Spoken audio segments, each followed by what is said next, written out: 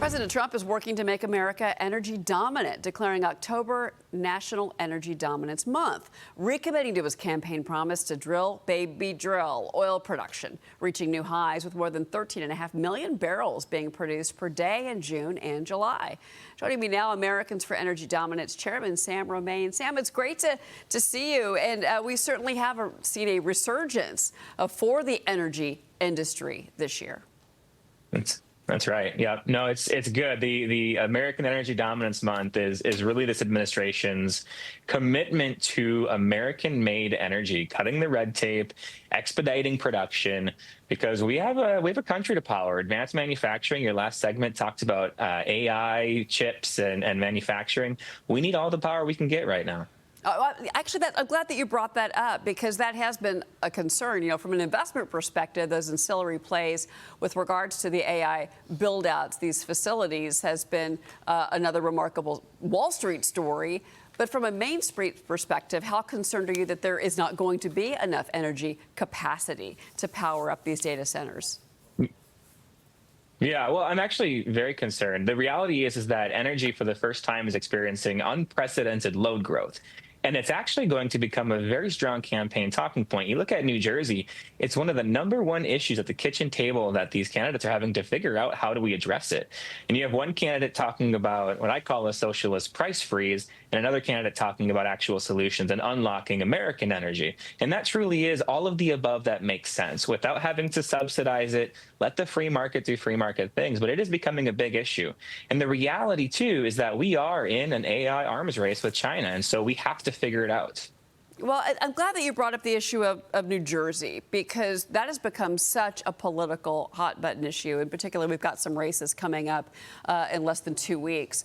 And in New Jersey, of course, that race to be the next governor of New Jersey, at this point, it's neck and neck between the candidates. There you go. There's the two right there. There's Election Day just 2 weeks away. You've got Democrat Mike Sherrill remaining the front runner against Republican Jack Ciattarelli, 50% and 48% among these likely and registered voters, respectively. But that's a tight margin within the margin of error. And one of the key issues has become high electricity costs in the state. New Jersey residents right now, they're paying over $216 on average, compared to $150 nationally. And you do say that the Democrats have turned this into a political crisis. They absolutely have. I mean, here's a couple issues. I'm going to paint the big picture here. The top-down green mandates under the Biden administration has forced the utility monies, maybe for their will or against their will, depends how they message it, but to spend billions of dollars where they get a guaranteed return on equity. The way they get a guaranteed return on equity is by pushing that cost onto the ratepayers.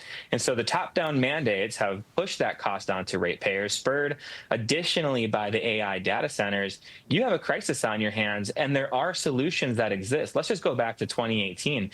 New Jersey passed one of the first of its kind virtual power plant programs. 2018.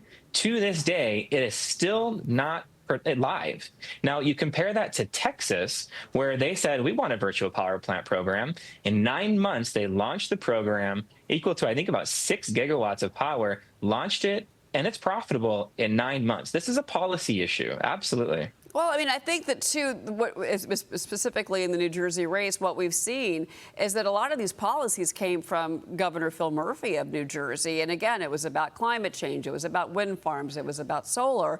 But that has hamstrung the people of New Jersey. But it's not just New Jersey. It's other states. And you know, we've had talk again as we go into another, political day with Election Day less than 2 weeks away, which I mentioned a moment ago.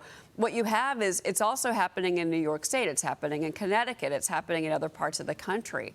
And if you're a Democrat, your answer is clamp down on energy producers. I'm sure that was something that you would disagree with. But what is the fix to get these electricity prices down for these customers? Because, frankly, the rates have jumped exponentially. It's pretty astonishing.